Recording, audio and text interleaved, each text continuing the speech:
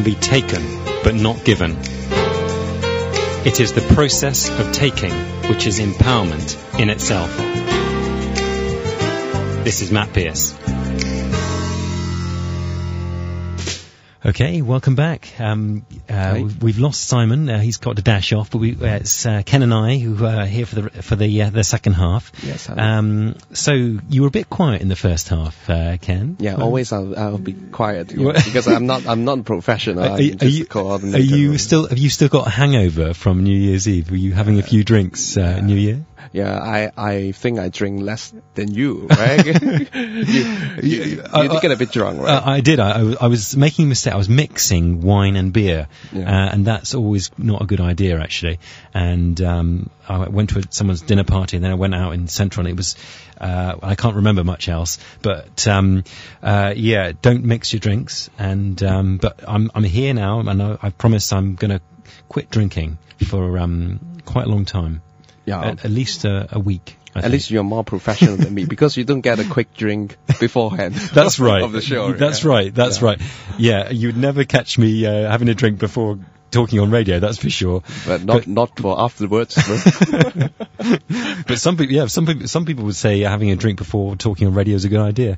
But anyway, so let's continue talking about what we were saying earlier. For the two protests. Yeah, that's right. You're going to ask me some questions about it and yes. so on.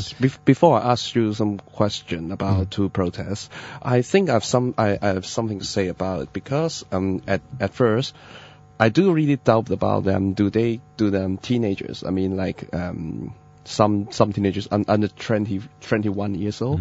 Do they really know what is the risk they are going to take? So this is a kind of question that is a general idea that some of the countries do not allow people to go into casino before 21 years old, and in Hong Kong you cannot get married before 18 years old.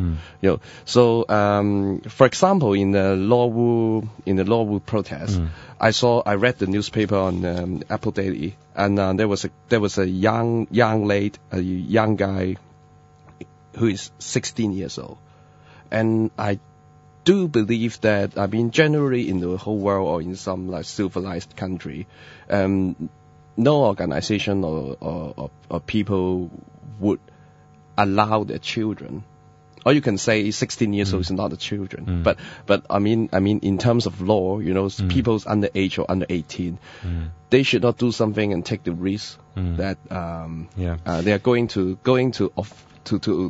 be offended of the law. Yeah, I mean, it is an important. I agree, it's an important point. It's a serious point actually, which I think the democracy movement and the Democratic Party and the League of Social Democrats, they need to think about. Is it right for someone who's under under 16 or under 18 to be in danger of getting arrested or being on the front line and so on. In terms of the cut-off age, I would say... I mean, in Holland, you can get married. You can have sex with girl like over 14 years old. I mean, many men would like to do it, not me and you, right? But some people. But I mean, in terms of like when you were 18 years old, when you got something criminal, you have to go to jail, right? But if you're under 18, the court maybe say, okay, you don't have to go to jail. But somehow people say when you were under 18, you still have a bright future. You can choose. Right, choose your way, maybe after 18 years old or something like that. 18 is not a checkpoint or whatsoever. What I say that is, as Simon said beforehand, they don't have a real leadership and leader and well organized plan. Preparation.